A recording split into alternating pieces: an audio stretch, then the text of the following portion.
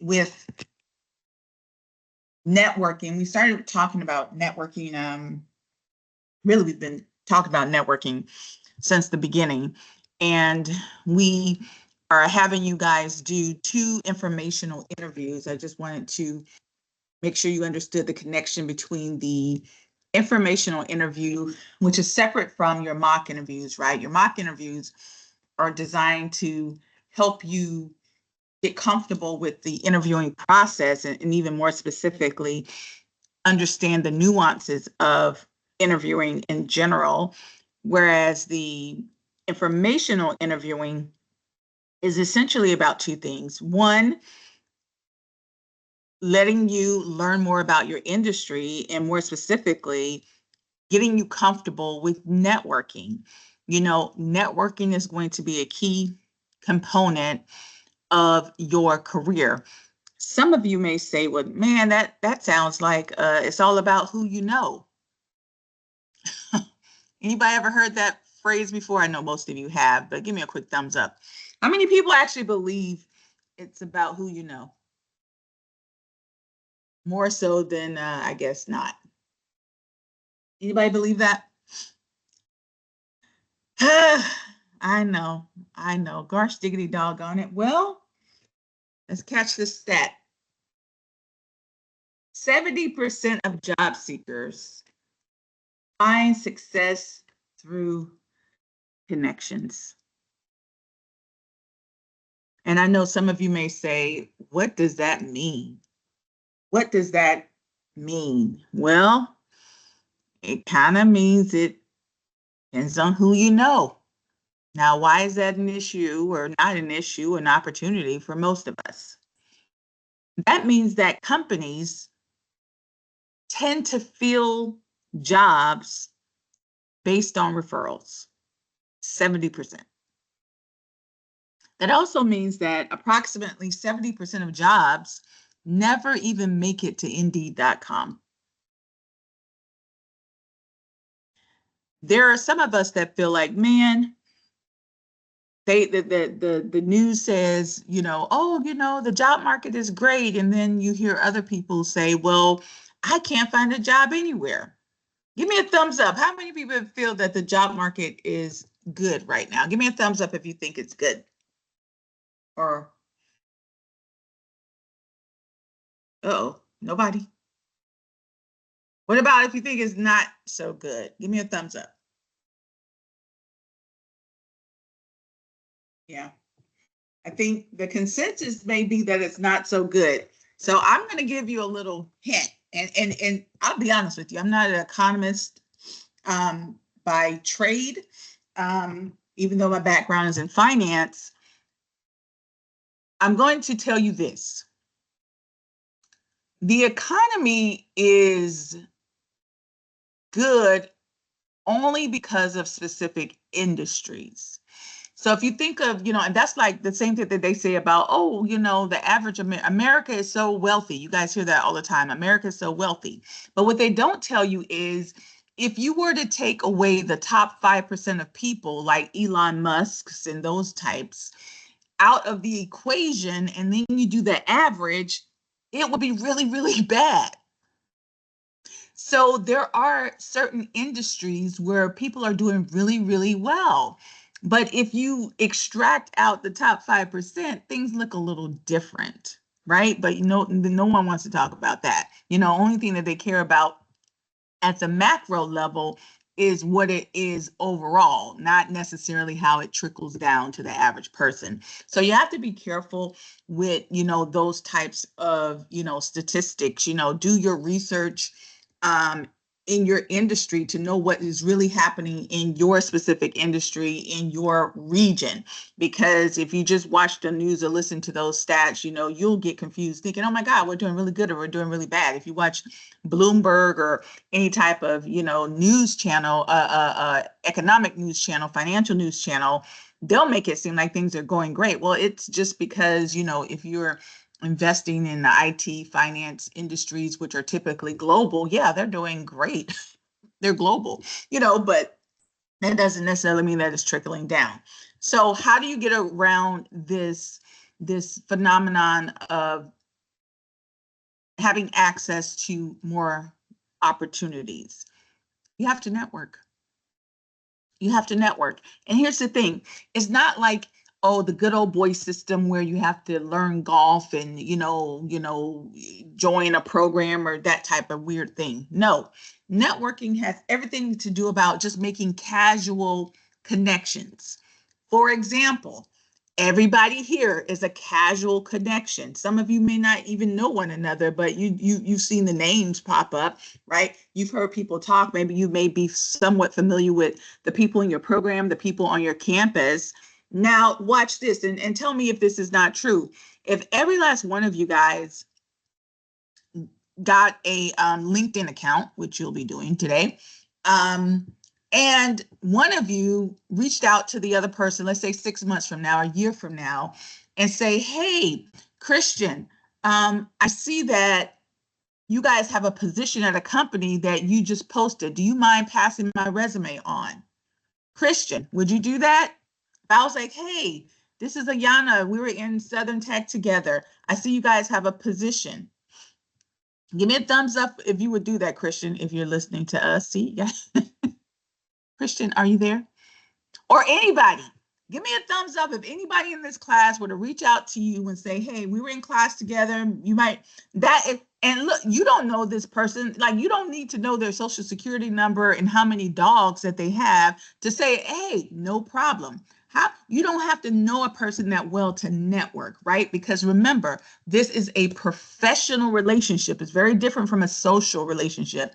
You can have a professional relationship with a lot of people. That's one thing people don't understand about business people. You're like, oh my God, how could you go into business with that person? He was like, well, I'm not, eating dinner with the guy, but we're doing business. And it's sort of the same thing with professionals. There's so many people I'm connected to. I haven't spoken to them in 10, 15 years. But if they were to reach out to me because I have somewhat of a familiarity with them, maybe we've done a project together or whatever, even if it was 10 years ago, I'm part of their network. Networking is important. You don't have to be best friends. This is not a personal thing, right? Look at here. The majority, 87% of recruiters, right, and hiring managers sometimes use LinkedIn to find job candidates. Now, that may confuse you because you may say, wait a minute, that's contradictory to what you just said. No, let me rephrase that. The leftovers. So the 30% of jobs that these recruiters cannot fill through networking, they are then going to go to a LinkedIn, which is one of the reasons why we want you to get onto a LinkedIn, because for the jobs that they can't fill, those are the ones that you see. Why would they post something that they've already filled? You see what I'm saying to you? So if I'm a recruiter, put yourself in a recruiter's shoes. If you work for a company and you always have to do all this recruiting and somebody at the company say, hey, Sam, I already have a resume of someone that you should look at, and that person can vouch for them, 9 times out of 10, they're going to do the internal hiring. They're going to do the referrals first through networking. And then if they can't fill the role, then they're going to post. It costs money for companies to post jobs. So if they can do it through their own little group that they have, that's why a lot of recruiters will say, hey, give me your resume. I may not have a job for you now, but maybe in the future. That's why they hold on to your resumes.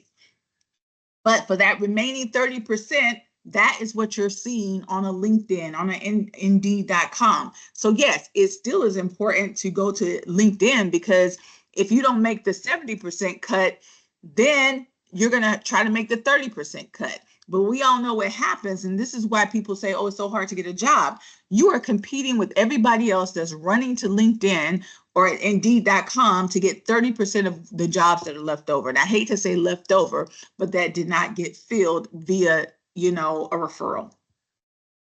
Now you see why it's a little bit more difficult, right? Now, it still helps you if you're on LinkedIn and you're linked to people.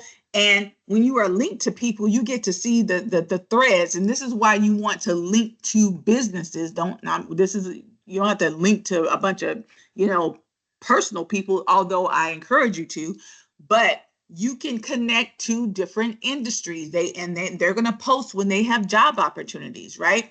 You don't have to wait for them to pop up on Indeed.com. You can actually see it when they're talking about, hey, we're going to open up a new project and we're going to be hiring.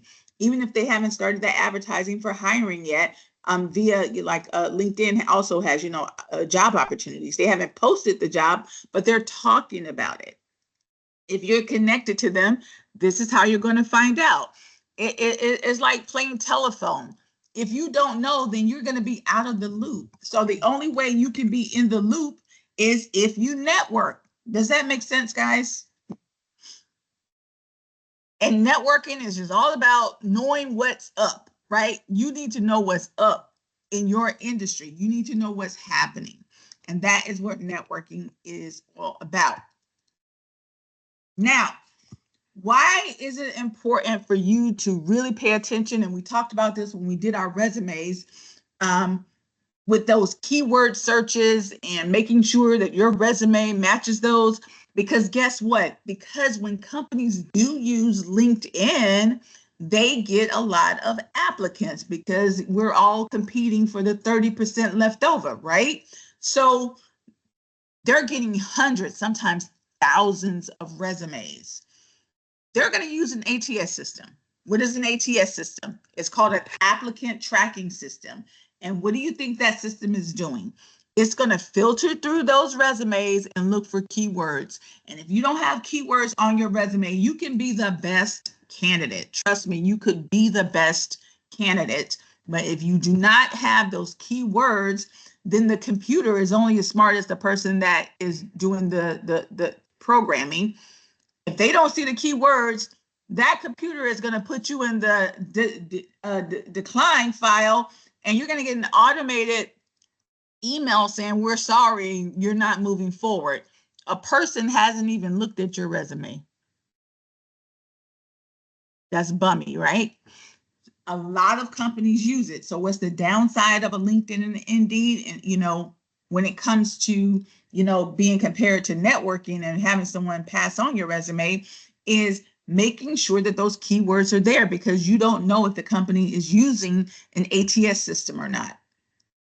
Now, obviously, the smaller the company, the chances are higher that they're not, but it really also depends on if they are promoting themselves through a LinkedIn or Indeed or any other job board.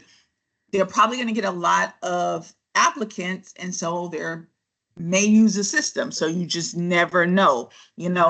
Best case scenario, they have an HR person that's going to go through each of those resumes and try to drill down and really look to see if you're qualified. So why would even put yourself in that position, right? Do everything you need to do to have the best competitive advantage.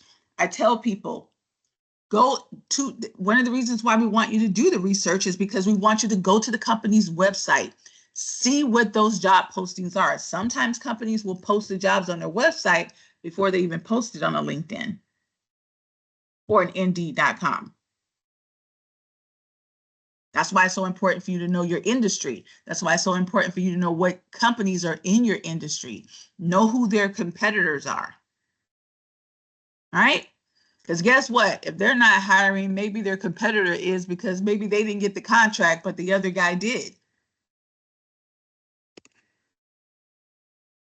So where do you network? There's a lot of different places you can network. Back in the day, we used to do Eventbrite. That's when companies would do these different networking opportunities. Sometimes they still do that. I'm not sure. But clearly, look at that. Your existing network, creating a new network.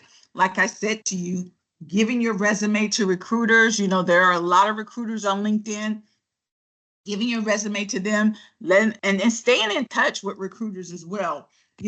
Maybe, not for your initial job, but definitely as you move up through the ranks. The higher you go up through the ranks, the more companies are going to use recruiters. It's not as hard to find an entry-level person. It gets more difficult to find senior level people, managers, directors. Those jobs are a little bit more difficult to find somebody qualified for. So they're going to use recruiters. So get in the habit of reaching out to recruiters. There are tons of them online. and keeping them abreast of where you are when you get a new certification. Just you can shoot that recruiter an email. Hey, I need to, one second, guys. I need to sneeze. I'm trying to hold it in. So if I cut off, just excuse me. 1 second. Now it's not going to come unless I. Sorry, I didn't want that to be on the internet. Sorry. Let them know. Send them your resume again. Any time that you get a certification, right? Obviously, professional associations is another great place to network. Conferences, job fairs. When you go to a job fair, it doesn't always have to be just about getting a job. It can also be about networking with other people. And even if the people don't have a job, still take their information, still connect with those individuals. This does work. I will tell you, in the latter part of my career, most of the jobs I got was through networking. Now I do use Indeed and LinkedIn, but a lot of my jobs come from networking. So it does work. Just talking to people and hearing about what opportunities are coming up. There are a lot of LinkedIn groups, and even, Instagram and Facebook, they have opportunities there as well. Now, so we understand the importance of networking, right? So what is it essentially? It's basically just talking to people.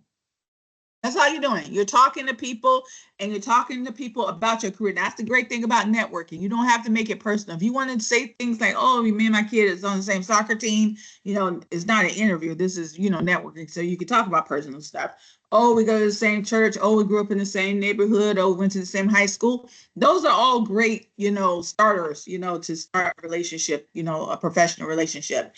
Again, it's a professional network, not a personal network. And informational interviewing is a great, great way. It's a great strategy to start that networking process. One thing we do try to tell you guys, listen, when you are networking with people, you can't ghost people. This is not the time to do ghosts. Now, if you ghost your friends or you're not connected to your friends, anybody has that friend that only pops up when they want something, give me and if you're that person, self-identify. Give me a thumbs up if you know someone. Sounds like every single one of my friends. I was about to say, now watch this. Because they love you, they let you get away with that. But in a professional network, people don't like that. So how do you connect with people? How do you stay connected? It's very simple. If you're on a LinkedIn and you're connected to someone and you see Sammy goes, oh, I just got promoted, give him a thumbs up. Oh, great job, Sammy. Somebody else says, oh, I'm starting to go out on my own. I'm going to start my own business. Oh, great. Someone else says, hey, I'm doing this quick little informational session. You mind taking this poll, or, I'm inviting you over to this networking session. Go say something. Don't just reach back out to people when you want something. Everybody hates that, even on the professional side. So even my professional network, if I haven't talked to this person in 5 years, 10 years, 2 years, when they get promoted, when they say something, when they need advice, I still give references from people that worked for me or with me years and years ago. Stay connected, because out of sight, out of mind, right? So you still want to be, want the person to remember you. So don't just reach out to people when you want something. That's not going to work even in a professional setting. And your network will increase over time. Some people will fall off. If you were in teaching and now you've moved on to electrical, obviously, that teaching network, you're not going to engage with them as much. I still say try to stay connected, because you never know who knows people, right? They say it's 6 degrees of separation. So definitely start networking. Again, I'm going to encourage you guys to network here. This is the best place to network at school. I know so many of us, because we are non-traditional students, that means we have jobs, we have families, we didn't start school right out of high school. We don't think about networking with our peers because we're just trying to get in and get out. But that is where most people make their connections, in school.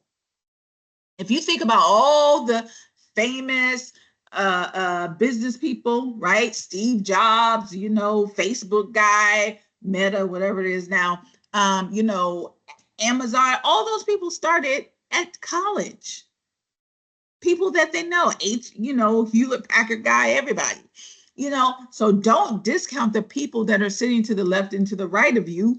They're in your industry. Where do you think they're going? They're not going to a company you're going to, they're going to a competitor. Like, duh. Stay connected. Does that make sense? That's the greatest way to build your network, is to people in your school. Obviously, face-to-face networking is always still going to be the most optimal. Back in my day, we used to have we call them happy hours. Do they still do that now? Give me a thumbs up if they still do that. I don't know if that exists anymore, but we used to actually go after work. You go with your business card and you go to some, place, it doesn't always have to be a bar, guys. It could be, they used to actually throw happy hours at different events downtown in Orlando, where I was started my career.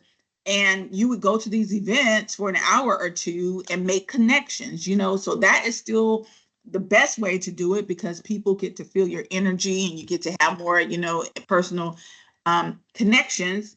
But you can still network online, right? And, they just say that when you do network, in chapter 5, it just says, make sure you use proper etiquette. You texters, or you Twitter finger people, get rid of the emoji stuff. And, I tell people all the time, this year I learned what TBH meant. I had no idea what TBH meant, and I still forget what it means. Like all these different acronyms and stuff, people, like, get out of the habit of doing that when you are engaging with people on a professional level. I know you know better. But I'm just saying, don't assume that people know that type stuff. Like, don't send long-winded text messages. Like I tell you guys, listen, I'm old school. I'm over 50. Please do not send me a long text message. I don't even like it when people send voice texts. Like, what is that? You could have just called me. Please do. Right? A lot of people don't like that, especially in a professional sense. If you have something quick, pick up the phone, learn to talk to people. There's nothing wrong with it. Or if you're going to text or send an email, always, we're going to talk about this, I think next week, how to properly engage with people via email. You'd be surprised how many people don't know how to write proper emails in a professional sense, right? Sometimes it's a little too informal, right? Is there a thing, with etiquette in person? Of course, some of you may have heard of it. We've all heard of people saying, oh, that person doesn't have proper etiquette. But how many of us actually know what that is? Like, there's a whole book on it. Again, I'm going to say this. I feel so old saying it, but back in my day, we used to have, debutantes. You guys know what debutantes are? And every culture has a form of it. And you would learn all these different etiquettes, etiquettes, how to sit at a table, what fork to eat, how to dress properly, how do you enter a room, how do you walk, if you're a lady, crossing your legs at your ankles, not your knees, all these different things that people don't realize we actually had to learn back in the day. I don't know if they still do it, but even walking into a room, how do you walk into a room? Like, how many people know that there's a way you're supposed to walk into a room? If you're in an environment where there's a lot of people, you're supposed to walk into a room and step off to the right or the left, but you step off to the side. You're supposed to look for, like, let's say you're looking for your table number, or maybe you're looking for a person, or you're looking for the restroom, whatever it is you're looking for. You're not supposed to just wander through a crowd, right? How annoying is it, when people want those people, oh, excuse me, and they're bumping all into you, they're looking around, they're lost, they're confused. Doesn't that annoy you when people do that? Right? Even if it's like at, amusement park, like, know where you're going. So the proper way to enter a crowded room is to come in, step off to the side so you're not blocking the entrance. Find your target, whether it's a person, an exit, a table, and then you can make a straight shot, unless you're just trying to work the room. That is how you're supposed to enter a room. Now, how many of us know that? Like, unless you take an etiquette class, who knows that type of stuff, right? But there are different etiquettes that you have to learn, or you will learn when you have to be in these professional settings. Again, it's down the road. Most of you don't have to worry about that now, but chapter 5 talks about it, right? Eye contact is a big thing. A lot of people say, oh, what's eye contact? Well, some people don't realize that eye contact is a very cultural thing. In America and a lot of Western cultures, we look people in the eye, right? And if someone doesn't look you in the eye, what does that mean?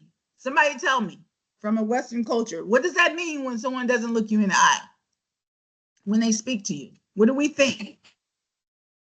We think they're being dishonest. We think they're lying. We think that they're being deceptive, right? Why you can't look at me? Why you can't look at me? Well, guess what? In other cultures, it's a sign of disrespect, especially if the person is older than you. I remember when I lived in Africa, I lived in Ghana, I taught in Africa, and I met my ex-husband now in Africa. And he would never ever look me in the eye. And I would say, why not? You know, you guys are dating, but I guess because I was a professor, he thought whatever, you know, and he had a hard time. I was like, I'll have to like chase his eyes. I'm like, dude, look me in the eye. And they would speak very, very, very, very low, like extremely low, which is another thing. In America, we're taught to do what? Be to project, to be confident. And when I even was in South Korea, when I was in the military, the same type of thing, very low tone, not giving you direct eye contact. And most Americans are like, we don't like it, right? But it's just because that's our culture. That's our culture. Now, and I had to tell my ex-husband, like, listen, dude, when you go to America, you got to speak loud, you got to be clear, you got to look people in the eye, or else they're going to think that something's up, right? That's a cultural thing, and some people just don't know. But in America, eye contact is a big deal. It's a big deal. And what else is a big deal? Firm handshakes. I know post COVID, maybe that's changed, but a firm handshake and looking someone in the eye, you know, people expect you to do that, right? With online networking, it's a little bit different because you don't have the benefit of being connected to someone. But what do people expect of you with online networking, knowing technology?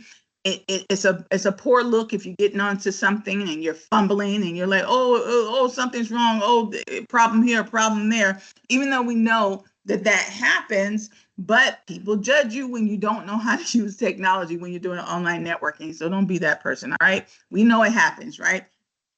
Obviously, like I said, knowing how to engage with a person via email, via text message, like don't chase people, don't send them millions of emails, third email, second email, third, fourth email, like that is annoying. It's not proper etiquette, different things like this. You'll obviously learn a lot of this stuff once you get into your career, but just so you know. All right. Where can you network? LinkedIn. One of the main reasons why we're having you do your LinkedIn account. With your LinkedIn account, you get to do what? You get to have a profile. It's going to give a headline. Now, you may say, okay, what's a headline? Now, typically, a headline is something that you want people to know about. It could be something very simple. You can say electrical technician, you can say VA, veterinarian, you can say whatever you want in your headline. Chapter 5 will teach you about that. But I want to talk really quickly about this about section. Now, I told you guys in the beginning that when you do your pitch, remember that elevator pitch or that personal brand statement that you can use on your resume, we also said that you can use it on a social media platform. Here's where we were talking about that. Right here on LinkedIn, it has an about section. All you have to do essentially is to grab your resume, snatch that summary off of it, and plop it into the about section.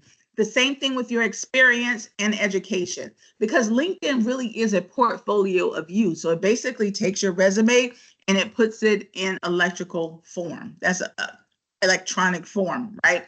Electronic form. I say electrical too much. All right. So that's all LinkedIn is about, is to help you promote yourself, electronically. So that is what you'll be doing with your LinkedIn account. Again, I want to state, because I had a few people weren't ready for an account. Listen, if you're not ready for an account, just make a fake account. We just need to know that you know how to do it, and then you can delete it. Although I'm going to strongly encourage that you keep your LinkedIn account, right? We talked about this yesterday. One day the book says X, one day the book says Twitter. Whatever it is, you use your best judgment on whether you want to use it or not. It used to be a great place for online news and social networking. Maybe it still is. I'm not sure, but at your discretion.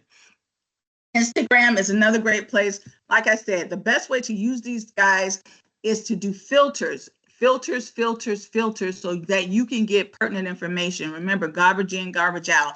There's millions and millions of people on these sites. So you want to get quality information. So make sure you use filters, or else it's just going to be a bunch of garbage and it's not going to be helpful to you at all. All right. So here's your participation question. I want to know, no trick to this, just want to know, if I made you an offer, if I said to you, how does the reputation of a company influence your decision, and where, and wait a minute, hold on. Sorry, I'm reading my own question wrong. You're going to be made an offer, right? So I'm going to make you an offer, yes. But here's what I want to know. How does the reputation, I should say, my company influence your decision on where you would like to be employed? Basically, if any company made you an offer, would you go, or would it depend on their situation right now? Their situation. I say right now because I'm thinking about the government, to be honest with you. I was supposed to work for the USPTO office, which is the patent office. And my offer got rescinded. I'll be honest with you, right now, I wouldn't go work for the government. I would not.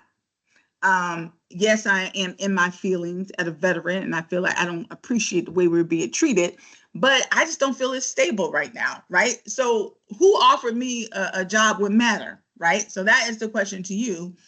Would the reputation of a company matter, or would you take the job to get experience? Give me a thumbs up if you say it doesn't matter. Listen, I'm just trying to get me a job. I'm not being married to these people. I just need to get paid. And there's nothing wrong with that. There's no right or wrong. Would it matter to you if the reputation of a company? Give me a thumbs up if it would matter to you. Probably. Oh, look at a lot of ethical people. I love people that stand firm in their beliefs and values. Good job, guys. Especially if you're in the VA program, especially if you love animals, these people euthanize animals left and right, and that probably would be an issue. Or if a construction company is known for being faulty. I did work for a company that was horrible. Anybody know D.R. Horton? Anybody ever heard of that builder?